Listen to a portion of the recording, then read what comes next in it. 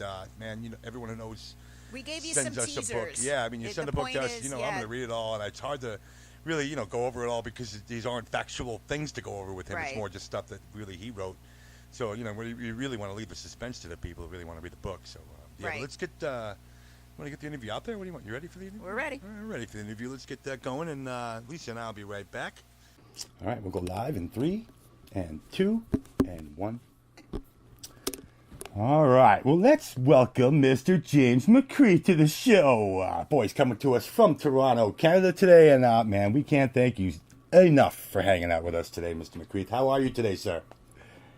It's just fine. It's wonderful to talk to the folks in upstate New York. I Right. love upstate New York. It's Right. very close to Canada, so I feel like a native, actually. Well, I actually have never been to Canada, would love to go, and we'll actually look you up when I get to Toronto. So, you come to New York, and we'll host you over here in the Hudson Valley, and you take me around when we come up to Toronto. How's that? Yeah, I'd love to go to West Point. I'd love to go see West Point. That's high on my bucket list. Yeah, we are. All right, let's do that. Go ahead. I was just going to say we are 3 exits away from that. We're on exit 13, and that's exit 10. So, yeah, we're 3 exits away from West Point, man. That's gorgeous over there, too. You know it. Very Yeah, emotional. Very We emotional. got a date. Yeah. Fine. Yeah, you're making that trip, and we're making it with you. Okay. Awesome, man. All right, so let's at least get started here, man. Obviously, I just want to start with some of the feedback that you're getting, man, because obviously you name a book Renaldo, and obviously I would imagine some people are coming at you saying, now what? That's not the real Renaldo, right? Okay. No, the real Ronaldo was my Italian uncle. Right? Actually, and I wrote the book before Ronaldo. I wrote the book between 1990 and 1997. So, if Ronaldo was born, he was a very Ronaldo, R-O-N. My Renaldo is spelled R-E-N, Yep. A-L-D-O. So that was my Italian uncle. And there was a couple of other Ronaldos. There was a Ronaldo from Brazil, and this guy, and so mine's a little different. He's a fictional character from Argentina, so that's a difference. But everybody would think it's Ronaldo, the current hot guy on the Portuguese team. But Right. it's not. Right? Well, this book is actually titled Renaldo, A Tale of World Cup Soccer, Terrorism and Love. Oh. And you just said that it took you 7 years to write the book. Was it because it just was, I mean, it's a very, very thick book. Yeah. So was it because the storyline took you that long? Were there stops and starts to writing the book? Tell us a little bit about the process. Yeah, well, the process started, it was, my wife had just passed away, actually, in 1990, and this was my therapy. While she'd been sick for 3 years, and I just needed a place to go. I'd been a big soccer fan since 1966. When I was 18 years old, I was touring Europe while the World Cup was on in England, and all the countries we visited were in the tournament, so we can get into that story a little later, but that's what got me hooked. So I watched all the World Cups since 1966. And 1978 in Argentina captivated me the most because I love political history and what was going on in Argentina with the military government. People were in the terrorism, people were getting arrested off the streets. It was just a horrendous time, and in the middle of it, Argentina put on and won the World Cup. So that's what captivated me, and it was basically my major therapy after my wife died. I had 2 young daughters I was raising on my own, and it was my place to go when I could when they were sleeping or at school, and there was no internet. There was absolutely no internet. I'd never had a chance to go to Argentina. What I did was I got a VHS tape, and I watched the replay of the whole tournament. Time after time. So in the book, all the teams, all the games, all the scores are actual and factual.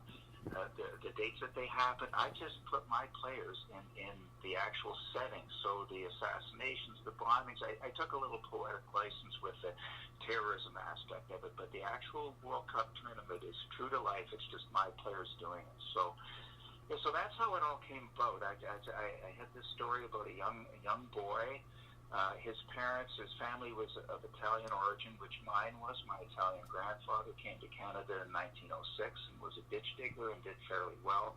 So there's a lot of me in the book, a lot of my heritage. The other heritage is Scottish. It's not in the book because they never make the World Cup. So, so all these, neither do the Canadians. So right.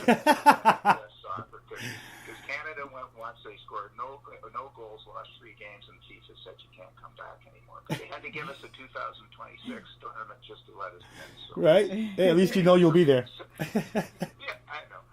So that's my story. That's how it came about. It was sort of an act of love because it took me to a place that I could go and sort of stay sane while I was grieving and looking and coping, basically.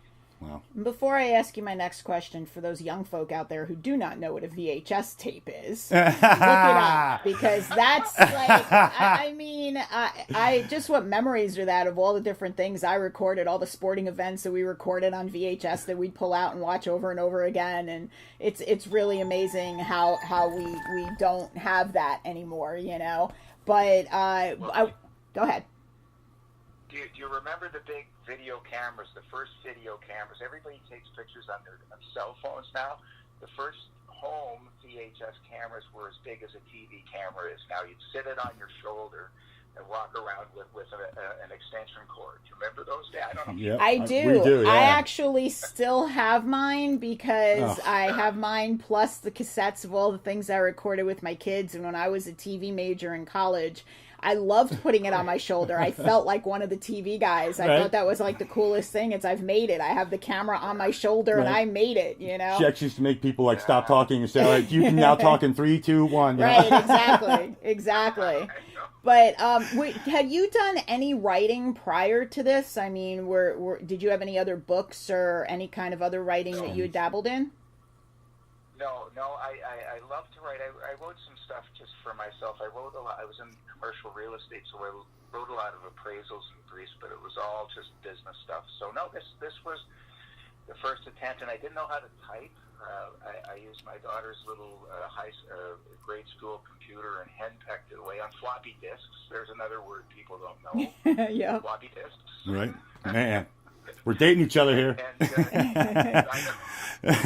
no, this was really a work of love. I've since written a biography about my Italian grandfather that's going to be published fairly shortly with another Italian-Canadian guy. So, no, this was the first, and it was quite a process from 1997 when I finished it up to today. But, yeah, well, this is my baby. But I've got a sequel in the works. Ooh. Well, we'll talk about that after EJ gets into the heart. We'll keep everybody in suspense because in about a minute, I'm going to pass it over to EJ so that he can talk to you about soccer and the heart of the book. But I just find it amazing that this is your first attempt, and most people's first attempts end up in the garbage or they end up in their drawer for nobody to ever see again. So the fact that you not only finished it, but it is a very, very well-written book, and it's out there, and it's got a great title, and it just keeps you in suspense, and it's just got a great storyline. I mean, I think that is an inspiration to writers everywhere that realize, think that their first book isn't going to be anything. Finish it. You finish it, right. That's all I have to say. But I'm actually going to pass you over to EJ because he's the soccer guy here. Yeah, just a little. All right, let's go. Just a little. That's fantastic, man. All right, now obviously you start this book off talking about Argentinian football in the late '70s and stuff, and I definitely want to ask you. There's a dark side of this. That terrorism side of this book is pretty harsh, man. And now I want to ask you about. Did it come from seeing some stuff that was going on in the Argentina in the 70s? It kind of made you a little bit of an influence as to how you wrote this book the way you did. Well, I think, what was it, the Munich Olympics, was that in 72? 72? Yeah, 72, okay.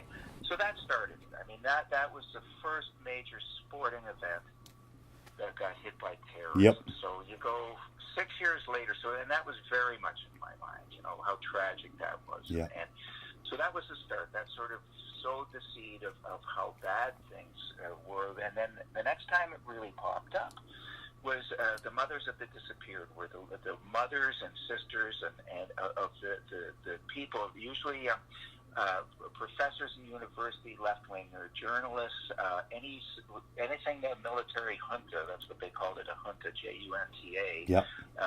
thought were subversive. They were arrested, often murdered, never came back again, and they would march in front of the Capitol building in Buenos Aires for months on end, and it focused the world's attention on what was going on.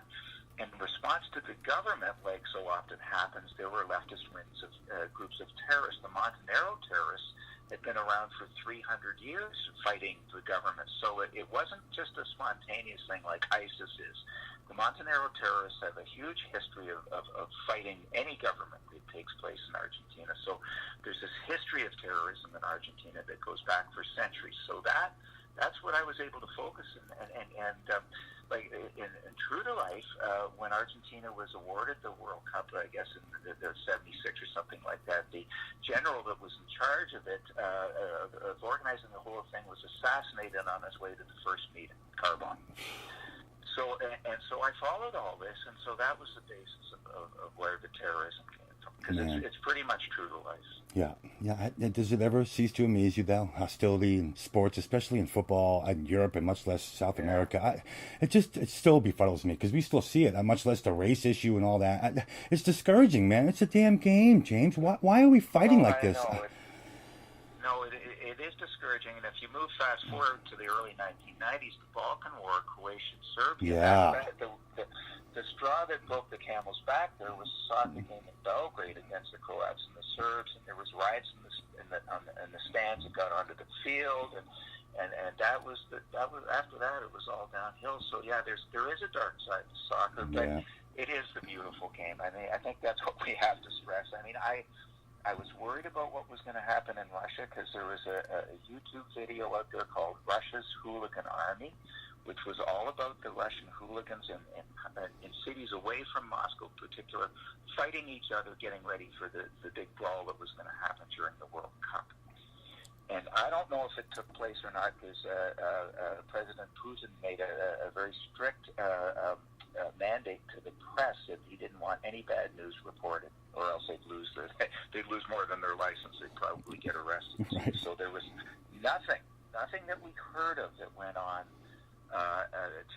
the hooligan-wise in 2018. And I hope that's the truth, because if it is, then it was one of the best, safest tournaments that was ever put on. Yeah, and you can definitely tell you know your soccer, because you do a great job of actually, you actually made it sound like you were covering a game. You did a great job of covering the flow of the game. It's incredible, man. Putting lineups out there. I think that was great, man.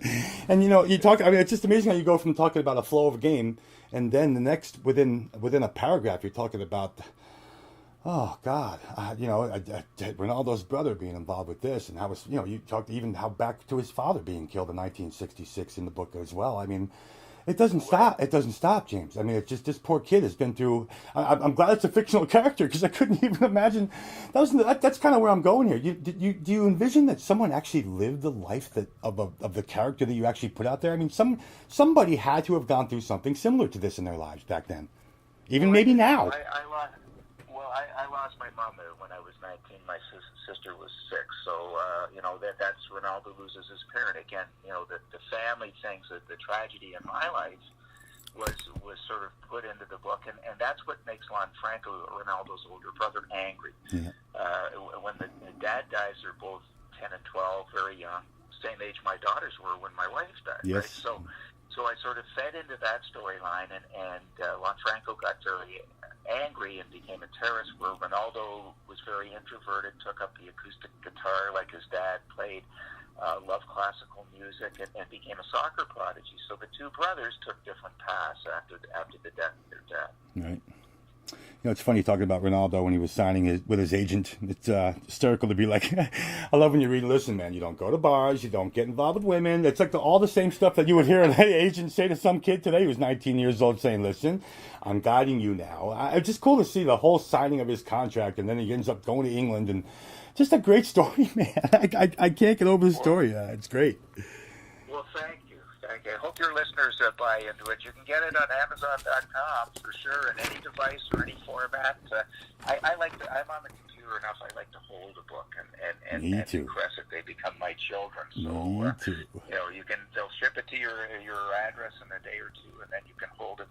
And, for me, it's an antidote for World Cup withdrawal, because I watched every game and I loved it, and now it's over. Yep. So I just set my book on my night table and look at it, and because it's got the soccer ball on it. And so if you folks out there